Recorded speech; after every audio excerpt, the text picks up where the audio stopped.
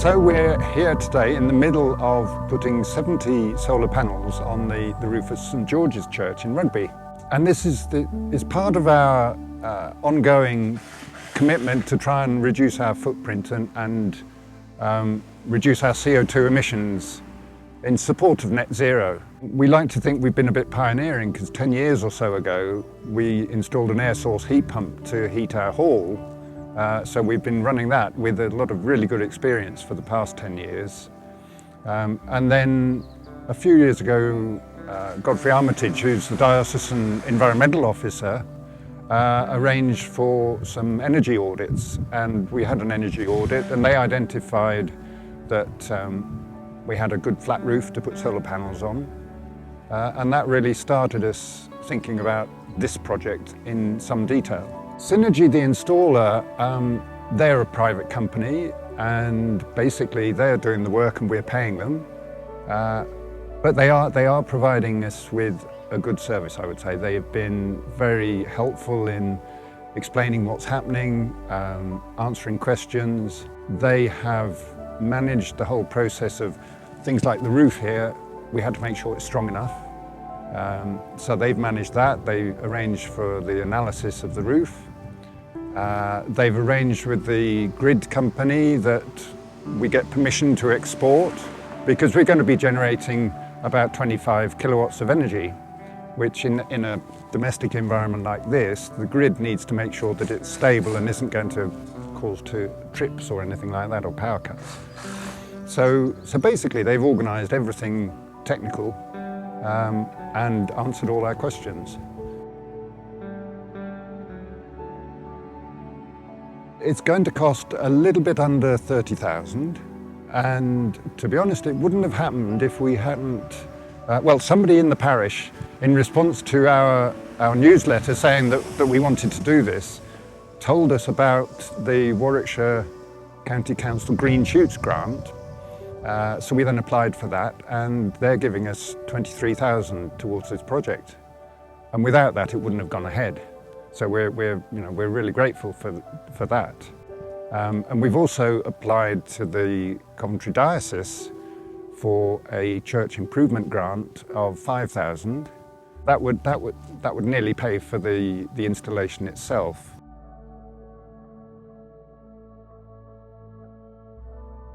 The main barriers, I think for me, the problems have not been technical. It's a question of trying to get everybody to engage with the vision, with the project. But I recognise that for a lot of people, it's way outside the comfort zone. And so I suppose it's trying to keep everyone running at the same speed and not leaving people behind. And then if somebody is concerned about something, being patient enough to say, well, let's look at that in detail. And that's where Synergy have been very good, where we've had questions and gone back to them. They've had that patience too.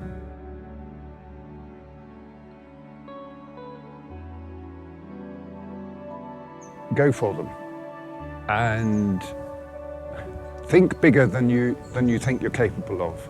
I would say one of the first things to do is to measure your consumption now. Every time I come to the building, I take meter readings of the gas meters. And one thing that we discovered just from doing that was that our gas heaters, they have pilot lights. And the pilot lights were consuming 3 kilowatts of energy. And that's for 24 hours a day, 7 days a week. So this winter, compared to previous years, we've probably cut our energy by a third just by small behaviour changes.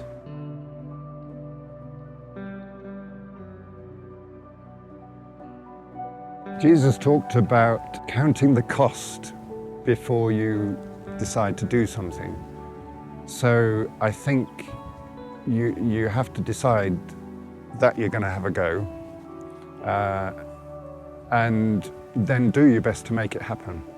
So for the solar panels, we decided that we would like to do it, couldn't see the way, And then somebody told us about the grant, we applied for the grant, and that sort of makes it happen. So it's sort of pursue it as if it's going to happen, do your best to make it happen, and lobby people, you know, sort of talk to your local councillors, talk to your diocese to see what grants are available, what help you can get, and share with the congregation and with the community. You know, we've been keeping our community informed of what we wanted to do all along through our newsletter. And communicating with the community has brought benefits. It's brought, somebody in the community told us about green shoots. So it's so encouraging.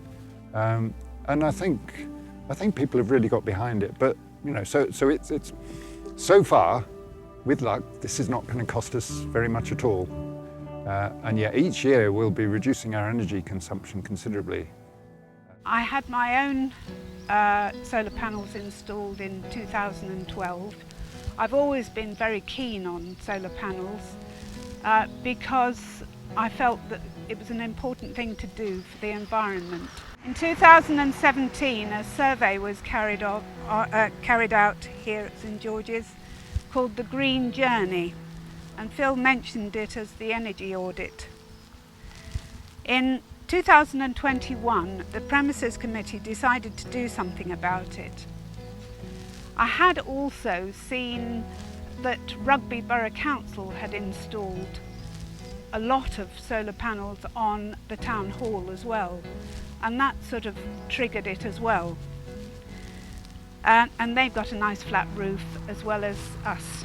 So all this is very positive for the Premises Committee and the church, because it involves people in our community, and it's very important to do so and feel that people feel this is their church and they're doing something for it and for our community. Personally, I've had lots of very positive comments from people in the community and in the church about putting these solar panels onto the roof. This project is the first one in the diocese where we've had a church install solar panels. And it's very appropriate because we did a survey of all 240 churches in the diocese, and St George's actually occurred in the top 10 as one of the most likely churches for installation. It has got a very good roof space, and it's very active, it's used regularly, so it's entirely appropriate that we should have these here. And this is a great response to the net zero 2030 aims of the diocese, which is a response to General Synod's extraordinary motion in 2020, which completely took the wind out of all our sails, far more radical than any of us had expected, but something to which we as a diocese have entirely responded to with enthusiasm. And we now have an active net zero steering group. So this is really good news, having this facility here. And it will be a flagship really for the diocese.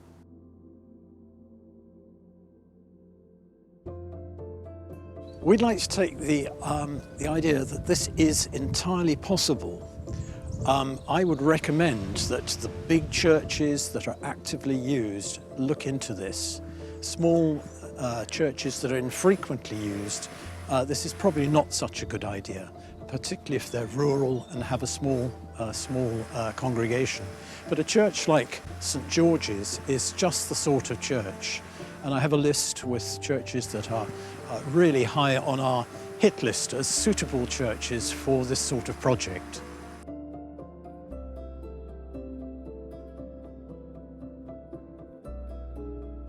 The first thing they need to do is to go to the Church of England webinars. There have been some wonderful net zero webinars over the last year, and these are accessible to anyone if you Google Church of England net zero and webinar. And these are technical but understandable by ordinary laymen. And then there is a net zero pathway which has been published by the Church of England, which will help people to see how to approach these things. First of all, going for the things that need to be done straight away, things like insulation, making sure that there are no drafts, doing the obvious things before they even start doing these projects here, which are much more expensive. They've got to start immediately doing those things while they start planning for the big projects.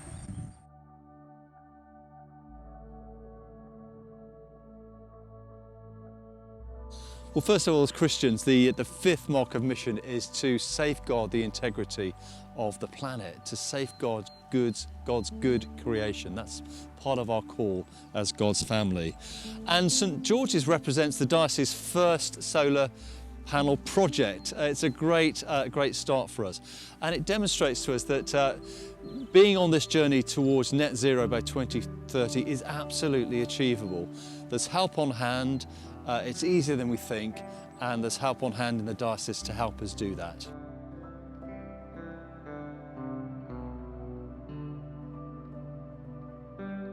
I guess the first thing I'd say is that every journey begins with a single step. It might seem like a big journey, but we can work together, and there's people in the diocese who can walk that journey with you towards achieving this goal. First of all, you can consult on the diocesan website this pathway to net zero, and there's people in the diocese available to help you with that journey. In other words, do what you can. You don't have to reach the whole goal in one step, but there are some very practical things that you can do. First of all, you can find out about getting a free energy audit, and we can help you with that. You can switch to a renewable energy supplier, get LED lights fitted at no cost. So think about the other things that you can think about, and the diocesan environmental team can help and advise you on those. But of course, one of those things could be fitting solar panels, such as St George's have done. And there's help on hand to navigate you through that journey. So we have designed, and we're in the process now of installing a scheme consisting of 70 solar PV panels. And it's being designed to be worked on the flat roof area. There was a lot of work pre-installation. We obviously had to work with yourselves to ensure the roof was capable of holding the loads which were related to housing a ballasted solar PV system on here. So we received some great help from yourself, obviously, in relation to the work that was already done in the background. And the structural surveyors who were here were very grateful for the work and for the detail which was provided to them. And after a couple of weeks and a site visit, it was decided that the loads being proposed were permissible, which obviously allowed us to progress the project to this point. This is for us a maiden journey, and we hope it will be the first of many churches we'll have the opportunity to work with in terms of securing their energy future. I'm Heather Timms. I'm the portfolio lead for Environment, Climate and Culture in Warwickshire County Council.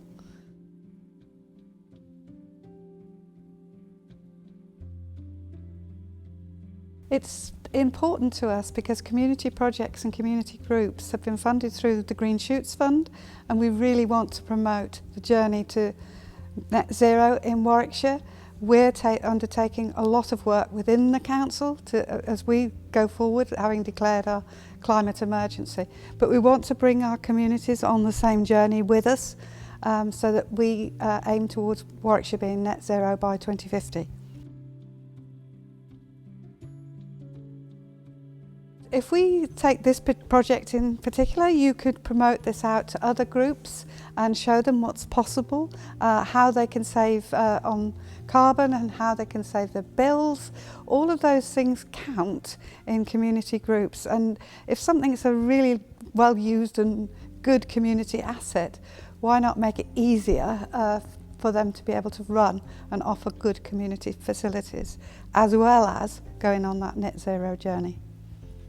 We're also looking to do a second round of the Green Shoots programme.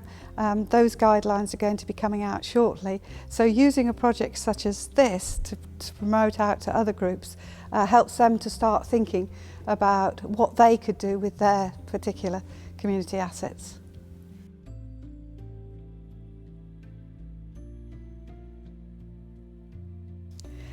Get involved in this, because this is about making the most of your community asset and saving you money along the journey to net zero.